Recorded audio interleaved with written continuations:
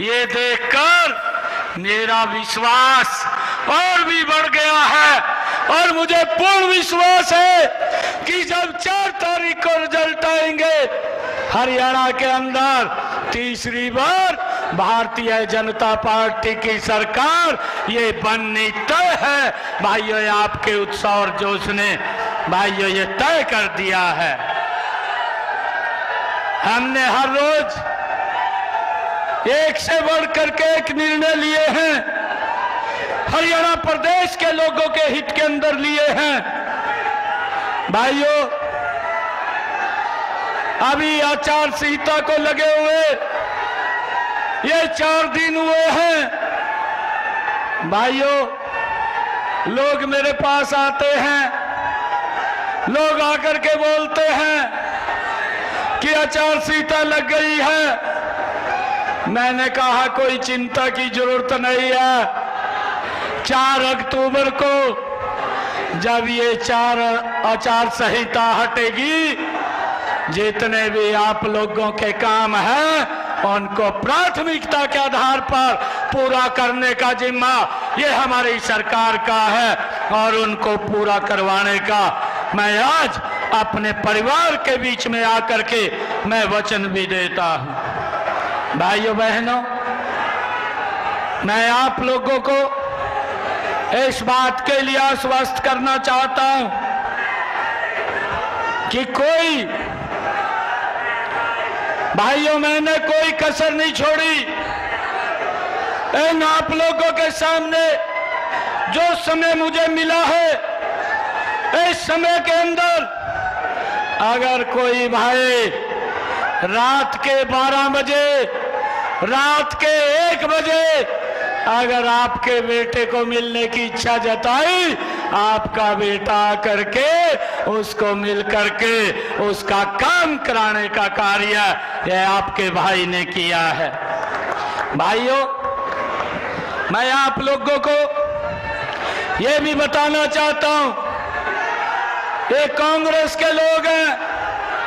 भाई, ये कांग्रेस के लोग जब इनके पास कोई मुद्दा नहीं है और जब मुद्दा नहीं होता है, ये झूठ बोलने का, झूठ फैलाने का काम करते हैं। भाइयों, हमारी सरकार ने, मैं आपको बताना चाहता हूं, अब इन लोगों को अगर और कुछ नहीं मिला, ये हिसाब मांगना शुरू कर दिया है।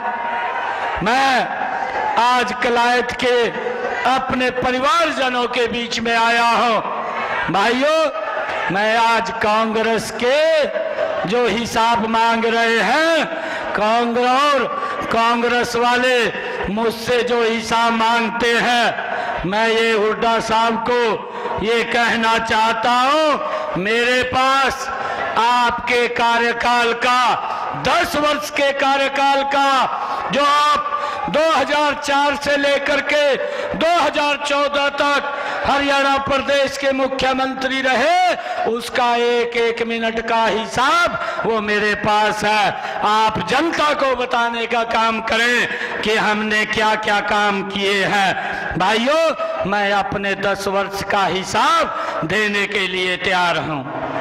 भाइयों, आप ये हिसाब मांग रहे हैं।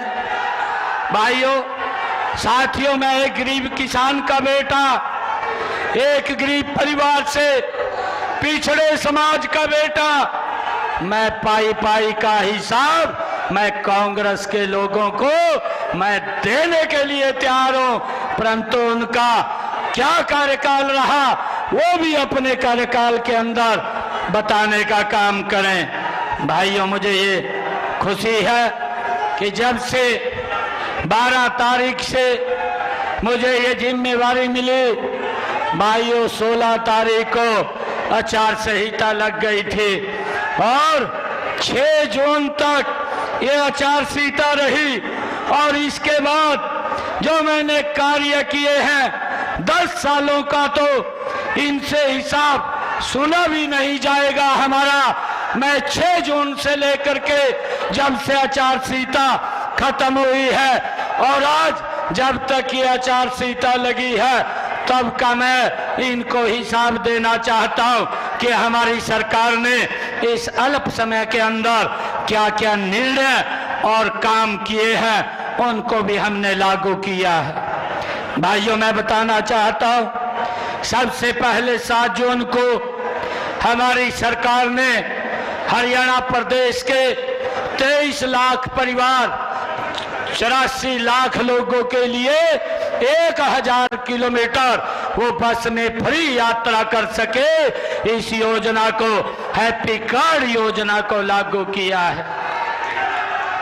भाइयों, हमने 8 जून को यह निर्णय किया कि हरियाणा प्रदेश के अंदर 50,000 युवाओं को और सरकार के अंदर नौकरी के ऊपर रखने का काम किया जाएगा और हमारी सरकार लगातार मिशन मोड के अंदर काम कर रही है। परंतु भाइयों, ये लोग तो सीएम को आप सुन रहे थे।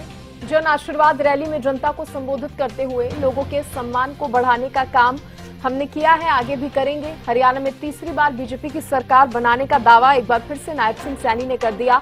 देखिए, कांग्रेस पर भी उन्होंने मंच से निशाना साधा, लेकिन इस बीच उन्होंने लोगों से कहा कि मैं आपका आशीर्वाद लेने आया हूं, मुझे आशीर्वाद दीजिए। हरियाणा में तीसरी बार भी भारतीय जनता पार्टी की सरकार बनने जा रही है, नायब सिंह सैनी ने कहा। देखिए, जन आशीर्वाद रैलियां कर रहे हैं नायब सिंह सैनी और इस दौरान कार्यक्रमों में पहुंचकर इस तरह की रैलियां कर नायब सिंह सैनी जो है वो जनता को संबोधित कर रहे हैं, कांग्रेस पर भी निशाना साध रहे हैं और इसी कड़ी में ये एक और जन आशीर्वाद रैली को आप सुन रहे थे।